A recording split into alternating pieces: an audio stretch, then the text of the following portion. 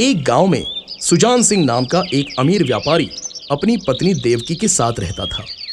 उसके पास धन की कोई कमी नहीं थी, पर उसके घर में उसकी कोई संतान न होने के कारण वो हमेशा दुखी रहता था। वो हमेशा सोचता कि एक बेटा हो जो उसके कारोबार को संभाले। संतान न होने की वजह से देवकी को अपने सास ससुर के ताने सहने पड़ते और वो दुखी होकर घर के किसी कोने में जाकर अक्सर रोया करती। देवकी, माँ और पिताजी अपने पोते का सुख चाहते हैं। अगर तुम उन्हें सुख नहीं दे सकती तो मुझे दूसरी शादी करनी पड़ेगी। सुजान सिंह की यह बात सुनकर देवकी को बहुत दुख पहुंचा। कुछ सालों बाद देवकी की भगवान ने सुन ली और देवकी ने एक बच्चे को जन्म दिया। पर सभी लोग निराश थे और सुजान सिंह भी खुश नहीं था, क्योंकि देवकी ने एक बेटी को जन्म दिया था। बेटी के पैदा होने से ही जैसे घर में मातम छा गया है, लेकिन देवकी जैसे तैसे अपनी बेटी कृष्णवी को अच्छे से पालने लगी और कृष्णवी बड़ी हो गई। वो बहुत समझदार और दिमागदार लड़की थी। जब उसने मोहल्ले के बाकी बच्चों को स्कूल जाते देखा तो उसने अपने पिता के सामने स्कूल जाने की इच्छा जाहिर की। लेकिन सुजान सिंह बोला, तुझे पालने पोसने में पहले ही मेरा बहुत खर्चा हो चुका है। अब स्कूल के नाम पर मैं और पैसे बर्बाद नहीं करूंगा। जा और जाकर अपनी माँ के साथ चूल्हा चौका कर। बड़ी आई स्कूल जाने वाली। धीरे धीरे कृष्णवी 5 वर्ष की हुई और देवकी एक बार फिर मां बनने वाली थी। इस बार देवकी ने एक बेटे को जन्म दिया और सुजान सिंह ने खुशी खुशी पूरे गांव में मिठाइयां बंटवाई और उसने अपने बेटे का नाम पारस रखा। कृष्णवी देखती कि सब पारस के साथ खूब खेलते और प्यार करते, तो एक दिन उसने अपनी माँ देवकी से पूछ लिया, माँ, मेरे साथ पिताजी कभी क्यों नहीं खेलते? देवकी की आंखों में आंसू आ गए और उसने अपनी बेटी से कहा, यहाँ बेटियों से ज्यादा बेटों को प्यार मिलता है, पर तू चिंता मत कर बेटी, मैं तो तुझसे प्यार करती हूँ ना। कृष्णवी ने यह सुनकर अपनी माँ के आंसू पोंछे और उसे गले लगा लिया। कुछ समय बीता और अब माँ के जिद के चलते पारस के साथ कृष्णवी भी स्कूल जाने लगी। कृष्णवी पढ़ाई में बहुत ही होशियार थी और हमेशा अच्छे नंबर लाती थी, पर उसके भाई पारस का मन पढ़ाई लिखाई में नहीं लगता और वो हमेशा परीक्षा में फेल होता।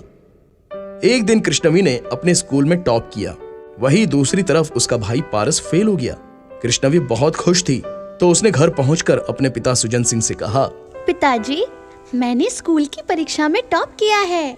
सुजान सिंह ने मुंह फुलाते हुए कोई जवाब नहीं दिया। थोड़ी ही देर बाद पारस सुजान सिंह के पास मायूस होकर आया और उसने सुजान सिंह से कहा, पिताजी, मैं इस बार फेल हो गया।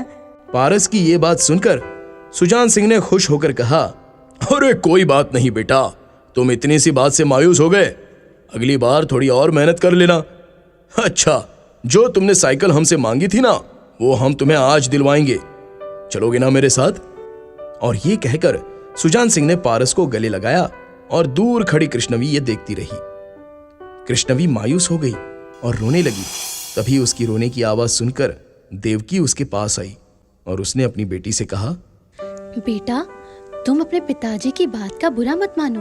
मैं बहुत खुश हूँ कि तुमने स्कूल टॉप किया और इसी खुशी में मैंने तुम्हारे लिए मनपसंद खीर बनाई है।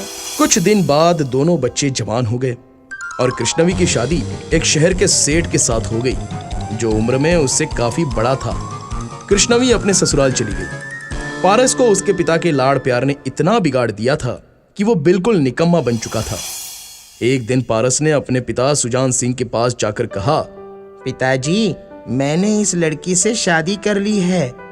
सुजान सिंह अपने बेटे की यह बात सुनकर खुश हो गया और अपने कारोबार की सारी जिम्मेदारी अपने बेटे पारस को सौंप दी और देवकी ने घर की जिम्मेदारी अपनी बहू मानसी को दे दी। पारस तो अपनी पत्नी का जैसे गुलाम ही था। एक बार सुजान सिंह को दिल का दौरा पड़ा और वो बीमार रहने लगा, तो एक दिन पारस की पत्नी ने उससे कहा, सुनो जी, मैं सोचती हूँ कि हमें शहर चले जाना चाहिए। यहाँ गांव में रखा ही क्या है, बीमार माँ बाप की सेवा और फालतू का खर्च। तो पारस ने कहा, हाँ तुम ठीक कहती हो। पारस ने वही किया जो उसकी पत्नी चाहती थी। वो सुजान सिंह के पास गया और उसने कहा, पिताजी, मैंने और मानसी ने फैसला किया है कि हम शहर में रहेंगे, हमें गांव में नहीं रहना है। ये क्या कह रहे हो बेटा? हमारा तुम्हारे सिवा है ही कौन? अगर तुम हमें इस हाल में छोड़कर चले जाओगे तो किसके सहारे हम जिंदा रहेंगे? तुम्हारे बाबूजी ने हमेशा तुम्हारे लिए कितना कुछ नहीं किया है।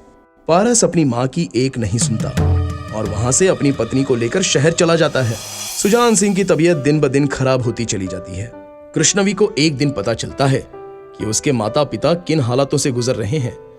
कृष्णवी अपने घर आती है और अपने माता पिता का इलाज करवाती है। ये देख सुजान सिंह को समझ आ गया था कि जिस बेटे को उसने इतना प्यार दिया वो उसे अपनी पत्नी के कहने पर छोड़कर चला गया, और जिस बेटी के लिए उसने कभी कुछ नहीं किया, आज वो बेटी उनके बुरे हालातों में उनका सहारा बनकर खड़ी है। सुजान सिंह की आंखों में आंसू आ गए। उसने कृष्णवी को हॉस्पिटल में अपने पास बुलाया और उससे कहा, बेटा मुझे माफ कर दो, मैं गलत था, असलियत में तो तू ही मेरा सच्चा बेटा है। और इतना कहकर उसने अपनी बेटी कृष्णवी को रोते हुए गले लगा लिया और देवकी की आंखों में ये देखकर आंसू आ गए। तो बच्चों, इस कहानी से हमें ये शिक्षा मिलती है कि हमें कभी भी बेटे और बेटियों में फर्क नहीं करना चाहिए और हमें उन्हें बराबरी का सम्मान और हक देना चाहिए। एक गांव